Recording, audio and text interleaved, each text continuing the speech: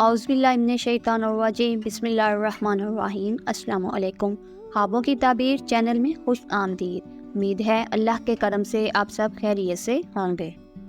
آج کا موضوع خواب میں تحفہ دینا کیسا ہے، اور کسی نے اس کو تحفہ دیا ہے یا اس نے کسی کو تحفہ دیا ہے تو اس کی کیا تعبیر ہے۔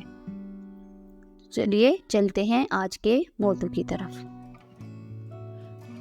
حضرت ابن سیرین رحمۃ اللہ علیہ نے فرمایا کہ اگر کوئی دیکھے کہ اس نے کسی کو ہدیہ دیا ہے، اگر وہ چیز عمدہ، نیک اور لائق فریقین کے ہیں تو دونوں کو نفع ہوگا، اگر وہ بری چیز ہے تو دونوں کو ایک دوسرے سے نفع نہ ہوگا، اور شر اور فساد پر دلیل ہے۔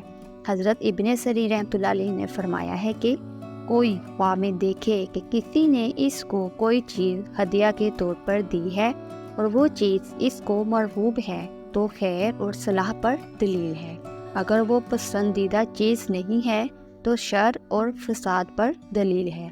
اگر دیکھے کہ اس کو کسی بوڑھے آدمی یا بوڑھی عورت نے ہدیہ دیا ہے تو خیر و منفعت پائے گا، اگر جوان مرد یا جوان عورت نے اس کو تحفہ دیا ہے تو اس کی تعبیر اول کے خلاف ہے۔